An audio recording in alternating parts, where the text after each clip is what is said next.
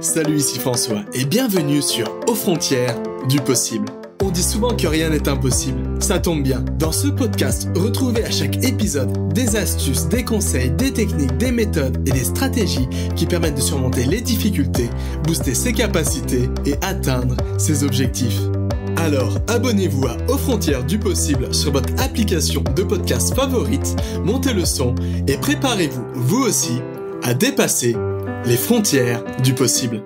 Salut, c'est François et bienvenue dans ce nouvel épisode de Aux frontières du possible. J'ai une petite devinette pour vous. Qu'est-ce qui est petit, carré, qu'on prend en premier le matin et le soir avant d'aller se coucher? Vous avez une petite idée? Les smartphones. Et oui, bien souvent, c'est la première chose qu'on fait en se levant, la dernière chose qu'on fait avant d'aller se coucher. On regarde les nouvelles de ses amis sur Facebook, sur Instagram. On fait des recherches sur des sujets qui nous passionnent. On apprend de nouvelles choses, on lit l'actualité. Mais est-ce que vous êtes déjà posé cette question? Est-ce que vous avez déjà eu l'impression de passer trop de temps devant un écran? Est-ce qu'il vous est déjà arrivé de vous laisser aspirer par votre téléphone, par votre ordinateur et d'oublier le temps qui passe? De vous dire à la base, tiens, je vais regarder pendant 5 minutes les news sur Internet et comme ça, d'un coup, vous avez passé plus de 2 heures sur votre téléphone ou sur votre ordi. Et c'est de ça qu'on va parler dans ce nouvel épisode de Aux frontières du possible. On va parler du digital detox, ou comment se séparer en douceur de nos écrans pour profiter un peu plus de la vie. Vous êtes prêts? Vous avez vous aussi l'impression de passer trop de temps devant un écran? Alors cet épisode est fait pour vous. C'est parti!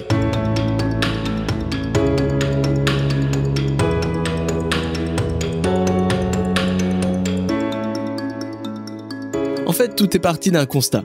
Bien que j'ai toujours aimé la technologie, j'ai été assez en retard sur les téléphones, sur les smartphones. Je crois que j'ai eu mon premier téléphone à 17 ans ou 18 ans, quelque chose comme ça. Et ça fait que 4 ou 5 ans que j'ai vraiment un téléphone digne de ce nom, que j'ai un smartphone.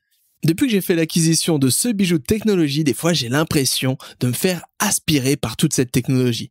J'aime pas dire que c'était mieux avant, mais des fois j'ai l'impression que je lisais plus, que je sortais plus, que je rencontrais plus de gens et que j'allais voir beaucoup plus de concerts à l'époque où j'avais pas de smartphone. Alors je sais pas si c'est vraiment lié, mais je suis sûr d'une chose. Les smartphones, les écrans, les ordinateurs sont des outils merveilleux, tellement puissants que des fois on perd le contrôle et on se fait un peu aspirer par eux. Ils sont tellement puissants que désormais on peut presque tout faire à travers eux. On peut communiquer, on peut travailler, on peut s'éduquer, on peut construire des relations, rencontrer des gens, se relaxer, méditer, regarder des films. Bref, les possibilités sont plus que multiples. Tellement que moi, mon ordinateur, j'appelle ça un peu mon établi. Je m'en sers pour tout faire. Je travaille à travers un ordinateur, j'enregistre ce podcast à travers mon ordinateur, je compose de la musique grâce à mon ordinateur, je m'instruis bien souvent grâce à des formations en ligne, donc via l'ordinateur, je communique avec mes amis de par le monde, vous l'aurez deviné, là aussi via un ordinateur ou via mon smartphone. Mais bien que toute cette puissance technologie apporte énormément de possibilités, comme les possibilités que je viens de souligner, travailler en ligne, s'éduquer en ligne, créer des relations en ligne. Il y a un problème majeur à tout ça. C'est que comme les écrans, comme les smartphones sont capables de faire tellement de choses, que du coup, on s'en sert pour faire tout et n'importe quoi. Et du coup, ça démultiplie le temps passé devant un écran.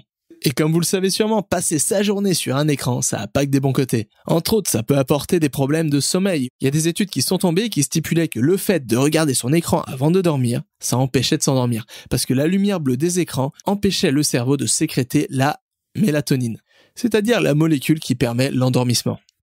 Un autre problème qui m'arrive particulièrement du fait d'être souvent sur un écran, c'est ce que les anglophones appellent information overload. Ça veut dire qu'on a tellement d'informations qui nous arrivent en permanence que des fois on a du mal à faire le tri dans tout ça. Des fois on a l'impression de saturer sous cet amas de plus en plus important d'informations. On a l'impression d'avoir la tête comme une pastèque remplie de junk informations. Des informations qui bien souvent nous entraînent à nous poser des questions, à nous comparer aux autres, à voir ce qui va pas ou voir ce qui va. Et du coup, on rumine tout ça, et ça nous entraîne dans une espèce de spirale infernale, où on rumine ces informations mélangées avec nos pensées, nos questionnements, etc. Et du coup, on est un peu bloqué dans sa tête, un peu bloqué dans son mental. On se renferme complètement et on oublie un peu de voir le moment présent. Et ça, c'est un des plus gros dangers, je trouve, personnellement, du fait d'être tout le temps devant un écran. Aussi, c'est bien connu, les réseaux sociaux peuvent entraîner des comportements toxiques. Parce que vous le savez comme moi, Facebook, Instagram, c'est la place à tout et n'importe quoi, surtout à n'importe quoi. On peut lire les choses les plus positives, les plus instructives du monde, mais aussi les choses les plus bêtes, les plus narcissiques et les plus négatives. Il est aussi démontré scientifiquement que le fait de regarder Instagram constamment, ça nuit considérablement à la santé mentale. Ça peut entraîner des phénomènes d'anxiété, de narcissisme et surtout le phénomène de se comparer aux autres, de se comparer à toutes ces vies de rêve qu'on voit sur Instagram et de se dire finalement j'ai pas réussi. Un autre gros problème d'être tout le temps sur un écran, c'est que ça influe considérablement sur notre niveau de productivité personnelle et d'efficacité. Si on reste trop longtemps sur un ordinateur, on perd petit à petit sa concentration. Et aussi le niveau de distraction est de plus en plus important avec toutes les notifications qui arrivent de toutes parts, des mails, de Facebook, des blogs qu'on suit, des vidéos YouTube, etc. Et enfin, souvent quand on est sur un écran, on a plusieurs onglets d'ouvert, donc souvent on multitâche. Et là aussi, le multitâche, c'est un ennemi de la productivité personnelle et de l'efficacité. Le fait d'alterner constamment entre différentes activités, par exemple écrire un article de blog et chatter en même temps avec un ami, ça diminue considérablement notre niveau de concentration et donc on met beaucoup plus de temps pour effectuer la tâche qu'on est en train d'effectuer. Alors peut-être que vous aussi vous avez déjà ressenti ces problèmes. Peut-être que vous aussi, comme moi, vous aimez la technologie, vous aimez votre smartphone, votre ordinateur, Internet, vous ne pourriez pas vivre sans. Mais peut-être que vous aussi, des fois, vous vous posez des questions, vous vous dites, est-ce que je passe pas trop de temps sur un écran? Est-ce que des fois, je perds pas mon temps à actualiser sans cesse ma page Facebook, mon feed Instagram? Alors c'est pourquoi j'aimerais désormais vous donner 4 signaux d'alerte qui vous permettront de voir justement si c'est temps pour vous de faire une cure de désintox digitale. Alors le premier signal, est-ce que vous regardez votre téléphone tout le temps, même quand c'est pas nécessaire? Est-ce qu'il vous est déjà arrivé d'avoir cette sensation irrésistible? Vous êtes posé, je sais pas, sur le canapé avec un bon bouquin, vous avez votre téléphone posé à côté de vous, et même si vous n'avez pas une notification, même si vous savez qu'il y a sûrement rien d'intéressant qui s'est passé sur Facebook ou sur Instagram, vous avez cette envie irrésistible de prendre votre téléphone et de checker tout ça. Ou alors, deuxième signal, est-ce que vous avez du mal à avoir une conversation face à face avec quelqu'un sans regarder votre téléphone? Alors ça rejoint un peu le premier, ça veut dire qu'on est avec quelqu'un, on communique et on a tout le temps cette envie irrésistible de checker son smartphone. Troisième signal, est-ce que vous êtes souvent distrait par votre téléphone? Et enfin, quatrième signal, est-ce que vous passez la plupart de votre temps libre, donc après le travail, sur un écran? Si la réponse est oui à la plupart de ces signaux, alors il serait peut-être temps pour vous de faire une petite cure de digital detox. Alors pourquoi faire une cure de désintoxication digitale? Qu'est-ce que ça pourrait nous apporter? Quels en seraient les bénéfices? Alors premièrement, ça permettrait de restaurer son rythme naturel. C'est-à-dire, comme j'avais un peu souligné au début de cet épisode, souvent quand on regarde son écran tout le temps, on perd un peu la relation avec le moment présent, avec notre rythme naturel. Donc le simple fait de s'éloigner de temps en temps de son téléphone, d'un écran, ça permet de se resynchroniser au rythme de la nature et à son rythme corporel et naturel. Ensuite, ça permet de ce que j'appelle sortir la tête du guidon. Un des gros problèmes majeurs, enfin du moins le problème majeur je trouve avec le fait d'être tout le temps devant un écran, c'est l'information overload. De crouler sous le poids d'informations bien souvent inutiles. Et ça permet un peu de sortir de tout ça. De pas justement s'encombrer l'esprit de junk information, de prendre un peu de recul par rapport à toutes ces informations et du fait de ne pas utiliser par exemple un écran, un ordinateur, un smartphone pendant quelques jours, on se rend compte quand on les réutilise que c'est vraiment un bel outil de technologie. Ça permet de se réouvrir les yeux sur un outil magnifique de technologie. Ensuite, ça permet de booster sa productivité, son efficacité personnelle parce que si on n'a pas de smartphone, si on n'a pas un écran, si on n'a pas Internet à portée de main, on aura beaucoup moins de chances de faire du multitâche, de recevoir des notifications constamment ou d'avoir cette sensation irrésistible d'avoir envie de checker son téléphone. Et donc, si vous n'avez pas tout ça, vous avez beaucoup plus de temps pour vous concentrer sur la tâche, sur les choses que vous avez vraiment à cœur. Et ensuite, ça permet tout simplement de se relaxer au niveau corporel et mental. Ça permet de souffler un peu, de ralentir la cadence et d'arrêter un peu de surpenser tout et n'importe quoi pour rien à cause justement de ces junk informations qu'Internet nous nourrit en permanence. Alors maintenant, c'est la question cruciale. Comment on fait un digital detox? Est-ce qu'il y a vraiment une stratégie, une technique, quelque chose qui nous permettra simplement de passer un peu de moins de temps devant un écran? Alors quand je parle de digital detox, je dis pas de jeter votre smartphone, votre ordinateur à la poubelle et de plus jamais y retoucher. Je parle simplement de, pourquoi pas, de faire un week-end sans téléphone. Ou même un jour. Il faut voir le digital detox un peu comme un régime alimentaire. Si vous voulez perdre du poids, il faut déjà savoir à la base quel est votre poids de départ. Quelles sont vos mauvaises habitudes alimentaires? Quels sont les problèmes qui peuvent engendrer justement cette prise de poids? Et là, ça va être la même chose. On va commencer par analyser nos habitudes digitales. Posez-vous simplement ces questions. Combien de temps par jour je passe devant un écran? À quelle fréquence j'utilise la technologie, mon smartphone, un ordinateur? Ensuite, quand vous avez réussi à analyser un peu votre journée, que vous voyez par exemple que vous passez 8 heures devant un écran déjà juste pour votre travail, plus je sais pas, 2 heures à la maison sur un autre écran, peut-être que en analysant tout ça, vous pouvez vous dire que finalement, je pourrais passer un peu moins de temps à la maison sur un écran.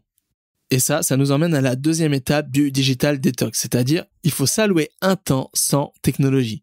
Alors pour ça, on peut utiliser la règle des 3-8. Alors c'est quoi la règle des 3-8? En moyenne, on travaille 8 heures par jour, on dort 8 heures, et du coup, on a 8 heures de libre, qui souvent sont allouées au transport en commun, aux tâches ménagères, à la cuisine, mais aussi aux loisirs, au repos et aux projets parallèles. Donc bien souvent, par la transformation du travail par le monde digital, on passe nos 8 heures de travail devant un écran. Pour faire le digital detox, il faut plutôt essayer de cibler nos heures libres. Dans nos 8 heures de libre, combien de temps passons-nous devant un écran? Ensuite, la troisième étape du digital detox, c'est désormais que vous êtes alloué une plage horaire sans technologie, c'est de vous allouer, de définir une zone dans votre habitation, dans l'espace où vous habitez, sans technologie. Alors ça, c'est très important. Bien souvent, la plupart des gens, et c'est aussi mon cas, on se réveille avec un téléphone et on s'endort avec un téléphone. Donc ça peut être intéressant de vraiment créer des zones sans technologie. Par exemple, la chambre sans technologie ou la cuisine sans technologie sont vraiment les pièces majeures, les pièces qui peuvent vraiment se passer de technologie. Parce que la chambre, c'est la pièce où on se repose, donc comme on l'a vu, la technologie, ça empêchait de dormir. Donc c'est vraiment pas une bonne stratégie d'avoir de la technologie dans sa chambre. Et ensuite, ça peut être pas mal d'avoir une cuisine sans technologie, parce que la cuisine, souvent, c'est le lieu où on mange, et du coup, c'est le lieu où on se socialise. Donc ça peut être pas mal d'avoir ce lieu sans technologie. Ensuite, la prochaine étape, c'est de mettre en place des priorités. Essayez de voir dans la journée quels sont les moments où vous ne pouvez pas vous passer de technologie, par exemple comme au travail, et quels sont les moments justement où vous pourrez utiliser un peu moins cette technologie et passer un peu plus de temps à vos loisirs, au sport, à être avec votre famille, etc. Et enfin, la dernière étape est surtout de prendre votre temps. De pas faire un digital detox de l'extrême en vous disant « Voilà, à partir de demain, je passe une semaine sans écran ». Parce que bien souvent, ce genre de décision extrême et soudaine ne dure pas. Parce qu'en fait, ça part d'un principe très simple. Le mental, souvent, quand on le prive d'une chose, il va tout faire pour essayer d'atteindre cette chose. Par exemple, si vous mangez pas pendant 3 jours, vous allez vous goinfrer au prochain repas. Et bien là, ça va être la même chose. Si vous passez une semaine sans technologie, il y a de grandes chances que dès que vous aurez une technologie en main, vous allez passer tout votre temps à rattraper le temps perdu avec cette technologie. Donc, allez-y étape par étape. Essayez de vous débarrasser d'une mauvaise habitude digitale par semaine. Par exemple, vous dire, voilà, je fais une semaine sans Instagram. Après, je fais une semaine sans Facebook. Et après, je fais une semaine sans réseaux sociaux. Voilà, prenez votre temps, ne vous jugez pas trop et allez-y à votre rythme. Voilà, c'est tout pour aujourd'hui. Donc, pour résumer un peu cet épisode, surtout pour résumer comment faire un digital detox. Alors, commencez par analyser votre comportement digital. Ensuite, dédiez une plage horaire sans technologie. Pour cela, vous pouvez vous baser sur la règle des 3-8. Une plage horaire dans vos temps libres où vous n'avez pas forcément besoin de la technologie. Ensuite, déterminez une zone dans votre lieu d'habitation sans technologie, la chambre ou la cuisine.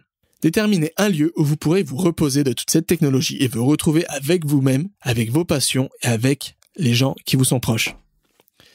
Puis, mettez en place des priorités. Essayez de voir à quel moment vous pouvez vous passer de la technologie et quelles activités vous pouvez prioriser sur la technologie. Et surtout, prenez votre temps, allez-y à votre rythme. Voilà, j'espère que vous avez apprécié cet épisode de Aux frontières du possible. Alors moi personnellement j'ai voulu faire cet épisode parce que justement pendant tout ce mois je vais essayer de faire un peu justement un digital detox. Je vais essayer d'être bien moins sur l'ordinateur. Et aussi ce digital detox sera sûrement boosté par le fait que dans les 3 semaines qui suivent, je vais aider un ami dans les vignes. Donc ça me permettra de passer beaucoup moins de temps sur l'ordinateur et d'être direct en contact avec Mère Nature. Donc n'en voulez pas si durant les 3 semaines qui vont suivre, je serai beaucoup moins réactif sur les réseaux sociaux, je répondrai sûrement très peu aux emails ou alors aux messages dans mes formations. Voilà, en fait vraiment ce qui est beau avec le digital detox, c'est que ça nous permet de vraiment de sortir la tête du guidon et de réaliser que bien souvent, on a plus de temps libre qu'on le pense. Ça nous permet de reprendre le contrôle sur notre mental, sur notre vie et surtout sur notre niveau d'attention. Donc le simple fait d'être un peu moins devant un écran peut avoir des bénéfices très très importants. Allez, excellente semaine à vous et à bientôt! Vous avez aimé cet épisode? Vous voulez continuer à développer un peu plus vos capacités et soutenir ce podcast? C'est facile, c'est gratuit et ça ne vous prendra que 15 secondes. Abonnez-vous à Aux Frontières du Possible sur iTunes ou votre application de podcast favorite et laissez-moi un petit commentaire. Vous pouvez aussi retrouver tous les liens et ressources mentionnés dans cet épisode et plein d'informations utiles et intéressantes en allant sur le site www.superapprenanttoutattaché.com. Un grand merci et n'oubliez pas, rien n'est impossible à qui sait apprendre.